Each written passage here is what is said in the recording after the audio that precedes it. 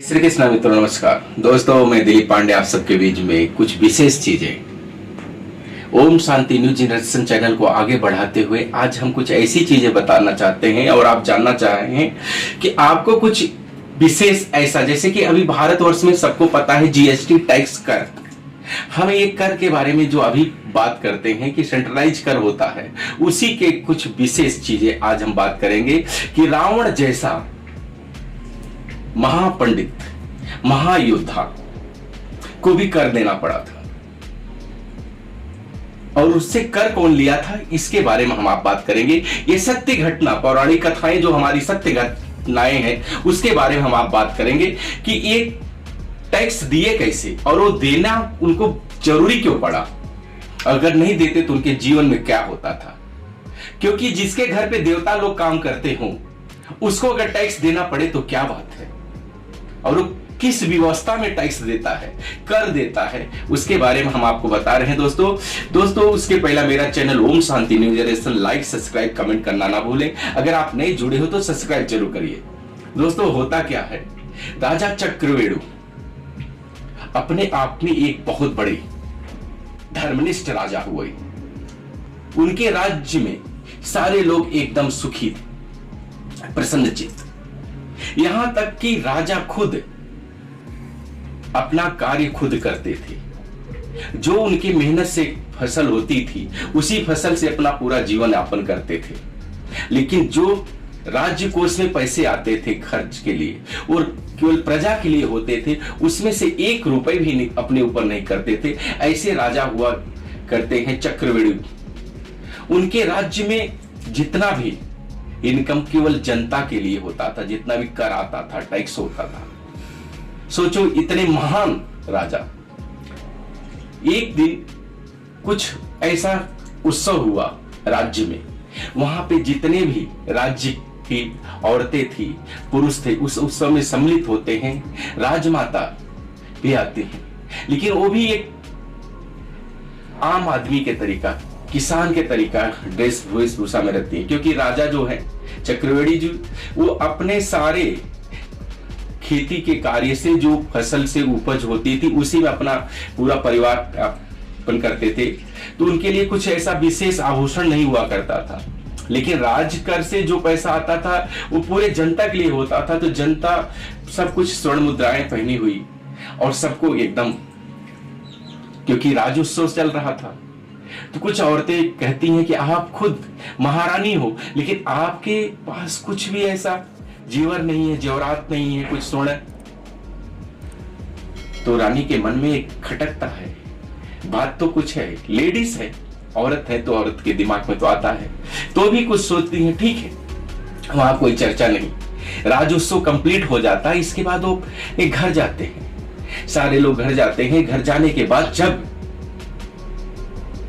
राजा से रानी कुंड ने प्रश्न किया कि एक चीज ऐसा हमारे दिमाग और मन में चल रहा है, मुझे कुछ समझ नहीं आ रहा, मैं ये आपको बोलूं या ना बोलूं।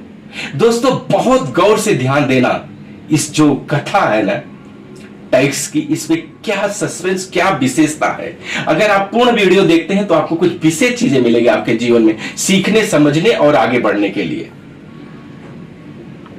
महारानी ने प्रश्न जब किया राजा से कि मुझे औरतों ने ऐसा कहा और मेरे मन में भी कुछ ऐसा सोच विचार आ रहा है। राजा ने बोला हम तो एक कृषक के तरीका अपना जीवन यापन करते हैं, राज का जो भी कर आता है सब राज के लिए हो जाता है, मेरे लिए तो कुछ ऐसा नहीं है।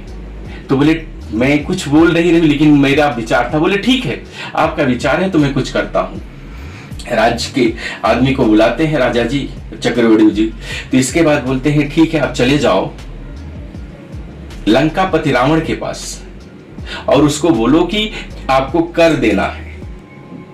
दोस्तों ध्यान देना, कर देना है, और कर में केवल स्वर्ण मुद्राएं चाहिए कि सोने की लंका है। जब चक्रवेणी जी का आदमी वहां पे पहुंचता है, इस राज परिवार का आदमी उस राज परिवार में पहुंचता है लंका में, तो लंका में पहुंच के जब प्रश्न करता है सभा में, लंका में रावण से कि आपको कर देना है, तो जोर से हंसता है, बोलता है अरे मूर्ख, तू है कौन जो, और कौन बोला है ऐसा कि मुझे कर देना पड़ेगा, और मुझसे कौन कर लेगा? जो सारे देवता यक्ष हमारे यहां खुद कार्य करते हैं, कुबेर खुद यही है, मुझे ऐसा देना पड़े? कुछ ऐसा सोच के रावण का अहंकार बढ़ता है और जोर से हंसता है, बोलता है कुछ भी नहीं दिया जाएगा तुझे।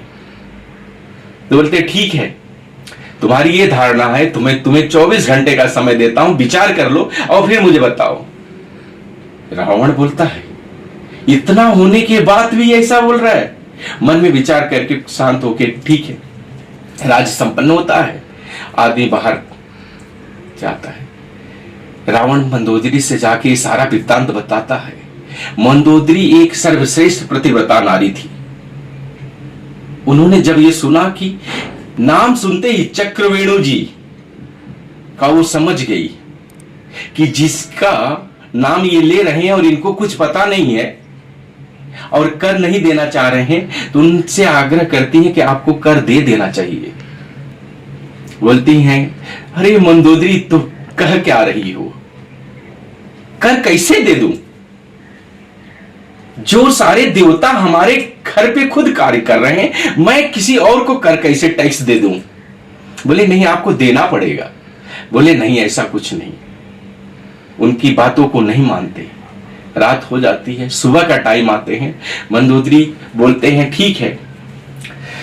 मंदोदरी जी का एक प्रश्न और एक उत्तर उनके दिमाग में हमेशा चलता रहा कि महाराज, अगर आप नहीं दे रहे हो और दे रहे नहीं रहे हो तो उसका कुछ विशेष घटनाएं घटित होके कुछ अलग हो जाएंगी।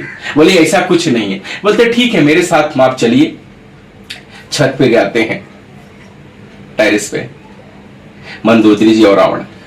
तो वहां कुछ कबूतरों को अनाज डालती हैं और वहां पे बोलती हैं कबूतर को अनाज डालते हुए कि महाराज, रावण की दुहाई है, आप अनाज मत खाओ, और डाल देती हैं, लेकिन कबूतर तो भी अनाज खा लेते हैं। दूसरी बार बोलते हैं महाराज देख रहे हो? बोले हाँ, ये क्या पहेलियां बुझा रही हो मंदोदरी तुम? बोले हाँ ठीक है महाराज, आप देखते जाओ। दूसरी बार बोलते हैं महाराज, चक्रवेणी की दुहाई है, आप लोग अनाज मत खाना।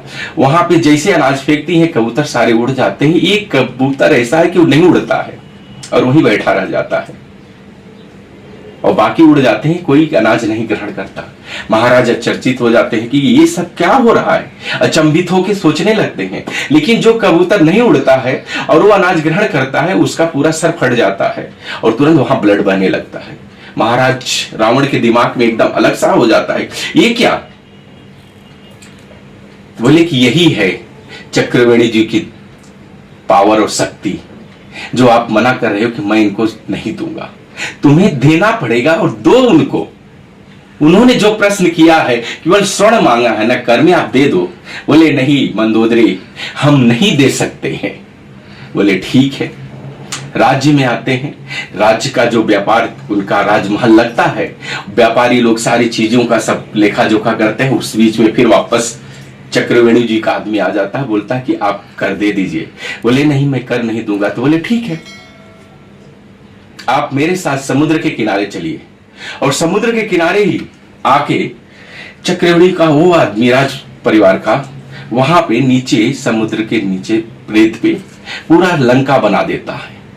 चारों दिशाएं, चारों गेट पे समुद्र के किनारे वहां पे 4 गेट है, 4 दिशाएं हैं, और पूरा स्वर्ण लंका वहां पे रेत पे बना देता है। रावण से बोलता है कि आप कर दे रहे हो कि नहीं? बोले नहीं, मैं कर नहीं दे रहा हूं। तो मुझे यहां क्यों लाए हो? क्या दिखाना और समझाना चाहते हो? बोले आप कर दे दो। बोले नहीं दूंगा। वो राज परिवार का जो चक्रवेणी जी का आदमी था, वो सीधा ऐसा हाथ से मारता है और वहां पे लंका में एक गेट खत्म, मतलब वो पूरा तहस नहस हो जाता है। यहां पे समुद्र के किनारे चक्रवेणु जी का आदमी ने जैसे उस रेत पे हाथ फिराता है, वहां पे पता चलता है लंका में कि एक गेट का, एक द्वार पे, एक जगह से पूरा लंका खत्म हो रही है। रावण एकदम सन्न हो जाता है ये देख के। बोलता कर दे रहे हो कि नहीं? नहीं तो मैं पूरा ये समेटता हूं, तुम्हारी स्वर्ण लंका यहीं पे इस रेत में ही पूरा खत्म कर दूंगा। ये पावर था चक्रवेणी जी में। रावण बोलता नहीं, आपको जितना स्वर्ण मुद्राएं चाहिए लेके जाइए कर में। रावण पूरा आता है, उनको सम्मान के साथ में स्वर्ण मुद्राएं देता है और लेके वो निकलते हैं। जब यहां आते हैं राज्य में और सारा वृत्तांत राजा और महारानी जी को बताते हैं। महारानी वो पूरा स्वर्ण और रावण से लिया हुआ कर जान के, क्योंकि सच में बोले तो रावण के पास में इतनी शक्तियां थी कि देवता भी उनके यहां काम करते थे। आप सोचो कि उनसे कर कौन ले सकता है, इतनी बड़ी प्रतापी राजा थे। और सारी चीजें जब घटित होती है तो वहां पे चक्रवर्ती जी की पत्नी, धर्म पत्नी महारानी जी ने बोला कि जिसके नाम में इतनी शक्ति है, जिस पति के नाम में इतनी शक्ति है, उसके लिए ये स्वर्ण, ये राज, ये कर कुछ भी नहीं चाहिए मुझे। क्योंकि जितनी भी पतिव्रता मंदोदरी जी थी उतनी ही चक्रवर्ती जी की पत्नी थी। उन्होंने बोला कि महाराज मुझे क्षमा करना, मुझे इस स्वर्ण, मतलब कोई कोई होता है ना दिखावे में आता है कि ये चीज इन्होंने पहना है तो मुझे भी चाहिए, ये इन्होंने लिया तो मुझे भी चाहिए, ऐसा स्वभाव स्त्रियों का हुआ करता है। लेकिन उस जगह पे उन्होंने पूरा त्याग किया। एक कहानी तो नहीं कहेंगे, ये जो सत्य घटना है, इस सत्य घटना से एक बहुत बड़ा मैसेज आता है दोस्तों। अगर कोई कुछ बढ़ रहा है, कर रहा है, घट रहा है, जो भी है उसके कर्म और प्रताप से होता है। अगर रावण जैसा मनुष्य कर देने के लिए बाध्य हो सकता है और चक्रवर्ती जी जैसे महान राजा ले सकते हैं, और महारानी ये सारी घटनाएं जान के और उस स्वर्ण को हाथ नहीं लगाती, बोलती है कि जिसके पति में इतना पावर है, पतिव्रता में इतना पावर है, एकाग्रचिता में इतना पावर है, तो और बाकी संसार की चीजें क्या जरूरत है। दोस्तों हम सब, आप जितने भी हैं, खाली ये सोचना छोड़ दें कि पड़ोसी कितना घटा कितना बढ़ा, खुद का कर्म हमारा कितना बढ़ रहा है, हम कितने अपने आप के लिए, क्योंकि मरना अकेला है, जन्म लेना अकेला है, और कोई भी कर्म करोगे तो अकेला है। विश्व में कुछ भी चीजें आपको स्वयं करना है, स्वयं के प्रताप और नारायण की कृपा से ही कुछ हो सकती है। इसके लिए हमेशा अपने आप पे जितना भी हो सके, जब कोई भी चीज न मिलती रहे तब उनसे मांगो, तब वो कुछ ऐसा ना हो कि न दे, सब कुछ दे देंगे। उसका ही नाम प्रभु नारायण भगवान वेंकटेश द्वार के आदेश है, श्याम बाबा खाटू जी महाराज। दोस्तों ये जो सत्य घटना है इस पे विचार करिए और अपने आप को संभालिए कि लालच में ना आके, लालसा में ना आके कुछ विशेष करे और आगे बढ़े। दोस्तों मेरा वीडियो आप सबको अच्छा लगे, लाइक, सब्सक्राइब, कमेंट करना ना भूलें।